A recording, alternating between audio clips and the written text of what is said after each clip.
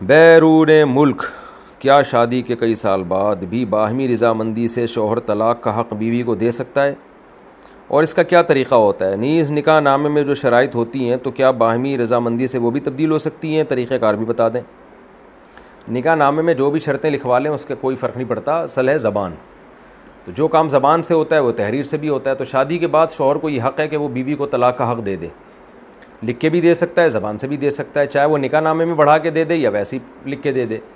अब कितनी तलाक़ों का इख्तियार दे सकता है? भाई जितनी का वो दे रहा है उतनी का दे सकता है, मुँह से जितनी अल्फाज बोलेगा उतनी। अगर वो बोलता है तुम्हें तलाक़ का इख्तियार है तो एक तलाक़ रजी का इख्तियार होगा। अगर वो बोलता है एक तलाक़ का इख्तियार है लेकिन तलाक़ बाइन का, यानी एक तलाक़ होगी लेकिन निकाह टूट जाएगा, तो एक तलाक़ का औरत के पास इख्तियार आ जाएगा। अगर वो कहता है 3 तलाक़ों का इख्तियार है तो तीनों तलाक़ों का इख्तियार हो जाएगा। और फिर इख्तियार कब तक के लिए होगा? हमेशा के लिए होगा। अगर वो कहता है हमेशा के लिए तो हमेशा के लिए होगा। और अगर वो कहता है कि तलाक़ का इख्तियार है किसी ख़ास मजलिस में कहता है तो फिर उस मजलिस तक होगा। वो उस मजलिस में औरत ने वो इख्तियार मुस्तरद कर दिया या उठ के चली गई तो वो इख्तियार ख़त्म हो जाएगा। तो शौहर जितने टाइम के लिए इख्तियार दे रहा है उतने टाइम के लिए होगा। हमेशा के लिए दे रहा है हमेशा के लिए, उस टाइम के लिए दे रहा है उस टाइम के लिए होगा। लेकिन जब एक दफ़ा इख्तियार दे दिया तो इख्तियार रिवर्स नहीं हो सकता, खूब समझ लें। फिर ये बेगम के पास गोट चली जाएगी, उसकी मर्ज़ी है।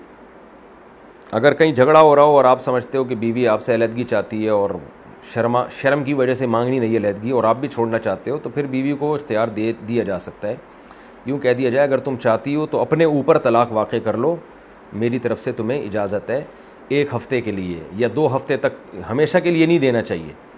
वजह उसकी है कि फिर सारी ज़िंदगी शकी रहता है, पता नहीं यार ये रहेगी भी कि नहीं रहेगी, तो ऐसे आपने आपको क्यों लटकाया जाए।